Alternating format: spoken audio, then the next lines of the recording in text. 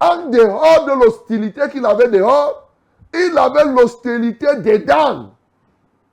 Les premiers éléments d'obstacle, même à son ministère, étaient ses propres parents. Vous imaginez quand il était resté dans le temple, les gens le cherchent, on commence à le blâmer que comment tu vas faire. Pendant qu'il fait le travail, on parle l'arrêter, on dit que il est même en train d'enseigner, on dit ta mère et tes frères t'appellent. Mais lui-même, il a créé, quand il a choisi les apôtres, il a mis Judas. Vous vous imaginez? Vous pensez que Jésus était fou. Je rappelle que c'est après toute une nuit de prière. Il a mis Judas parmi les 12 apôtres pour fonctionner avec eux. Et quand il l'envoyait ici, il n'a pas dit qu'il envoie 11. Judas était parmi les gens qu'il a envoyés ici. Il était parmi. Et Jésus le connaissait très bien, mon bien-aimé. C'est-à-dire que Judas était un loup de l'intérieur dont Jésus parlait pour les loups. Aussi avec les loups extérieurs. Voilà la réalité, mon bien-aimé. Mais bien plus que cela, nous devons comprendre que nous avons l'hostilité. Aujourd'hui, nous voyons des sous-préfets qui se tapent la poitrine d'avoir fermé 200 églises. Ils sont contents. Pour eux, c'est une prouesse. Mais quel désastre, mon bien-aimé. Quel désastre. C'est-à-dire qu'on te dit que je suis contre. Il est contre. Et il affiche ça comme, c'est-à-dire une prouesse. Ça veut dire que quelqu'un leur aurait dit que fermez beaucoup. Et pendant ce temps, c'est sûr que quand il finit de fermer comme ça, il attend qu'il obtienne une promotion. Voilà. Les gens sont là. Ils ferment ici. Ils ouvrent là-bas. Ils font ceci. Pendant ce temps, les loups sont aussi, même les humoristes sont rentrés là-dedans. Ils jouent des sketchs pour décourager ceux qui évangélisent.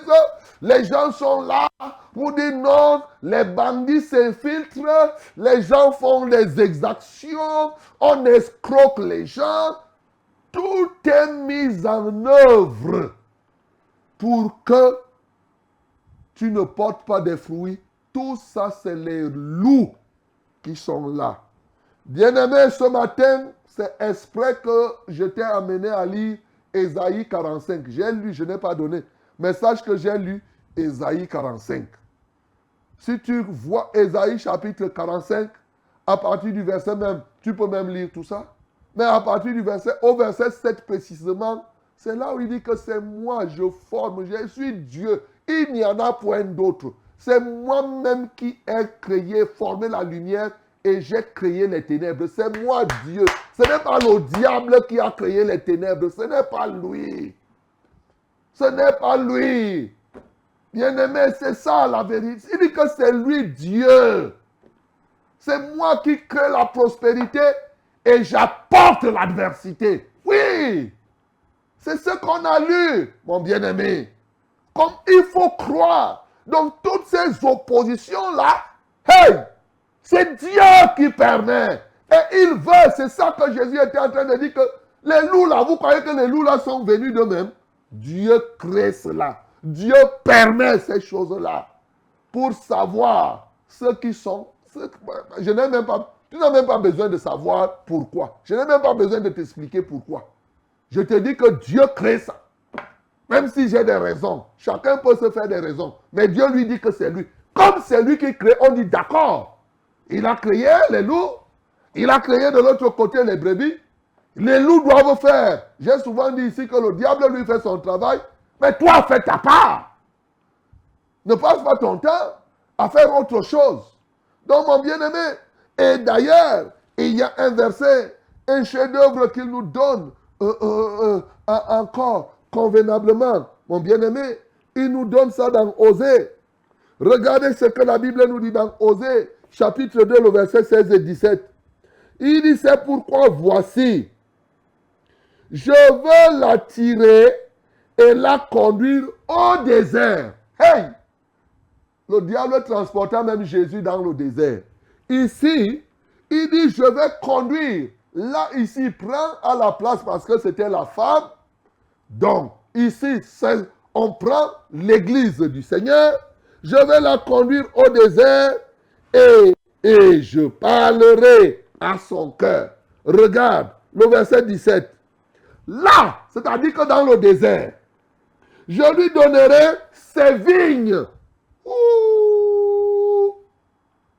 Tes vignes se trouvent où? Dans le désert. Bien-aimés, vous pensez que Dieu était fou de sortir les enfants d'Israël d'Égypte et de les faire passer par le désert? Est-ce que vous pensez qu'il était fou? Il dit que là, je lui donnerai ses vignes et la vallée d'Accord comme une porte d'espérance. Et là, elle chantera comme au temps de sa jeunesse et comme au jour où elle remonta du pays d'Égypte. La restauration de Dieu, parce que c'était le plan de restauration d'une église qui était en lambeaux, à l'image de la femme d'Osée ici, qui s'était livrée à ses amants et qui faisait, au lieu de s'attacher au seul mari. Et maintenant, pour que Dieu recueille et remette tout en place, qu'est-ce qu'il va? Il dit que je vais te conduire au désert. C'est là où tu vas avoir tes vignes. Et quand tu seras au désert, c'est en ce temps-là que tu vas reprendre encore la vie. Oh, quelle merveille! Gloire à Dieu. Bien-aimé, Dieu crée tout cela. Ne croyez pas que les déserts là sont pour rien. Les déserts là sont faits pour qu'on y traverse et qu'on arrive là où nous devons arriver. Bien-aimé, nous aurons des multiples exemples. Encore que toute cette semaine, c'est de ça qu'on va parler. Je prends toute une semaine pour vous parler de ça. Parce qu'aujourd'hui, quand vous entendez, vous voyez le climat politique, les gens sont tendus. Vous pensez que tous les crimes que les gens font là, oui, c'est aussi pour empêcher, c'est surtout pour empêcher que la lumière ne pénètre. C'est pourquoi dès que tu commences, on va t'accuser que tu fais la magie. On persécute les frères, les sœurs. Il y en a, on va jusqu'à les tuer. Aujourd'hui, je vous parle des gens qui tuent d'autres personnes parce que ceux-là confessent leur foi à Jésus. Je ne parle pas des choses au temps de Jésus, au temps des apôtres, en ce temps. Aujourd'hui, dans ce pays-ci, vous imaginez? Donc, mais est-ce pour autant que nous ne devons pas porter les fruits? Non, justement, Jésus nous a avertis, nous sommes des agneaux au milieu des loups. Et nous devons porter des fruits. Comment donc porter les fruits dans un tel environnement? Le secret, il nous dit, sage comme les serpents, prudent comme les serpents, c'est la sagesse, et simple comme des colombes.